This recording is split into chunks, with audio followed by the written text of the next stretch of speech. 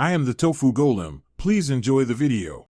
You start by isolating power and connections so you can eliminate simple failures quickly. Unplug the Xbox 360 and any controllers or external drives, then wait about 60 seconds to clear residual power. Check the power brick light and the cable for frays or loose ends. A green or amber light matters. Reconnect only the power and video cable, then press the power button. If you see the dashboard or error lights, move on. If it still freezes, don't panic, continue. Once done with power checks, you move into software and media. Try booting to the dashboard or update menu. If the console hangs when a disk is present, remove it and restart. Optical drive issues often cause freezes. If you can access settings, clear the system cache to remove corrupt temporary files, and make sure the internal hard drive is seated properly if your model has one.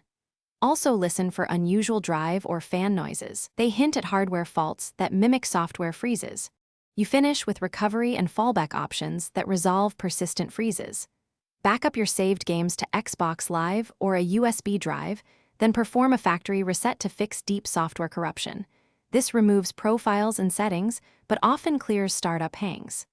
If freezing continues, swap the power supply or try another TV input to rule out volt drop or HDMI handshake issues. If none of these work, the fault is likely internal.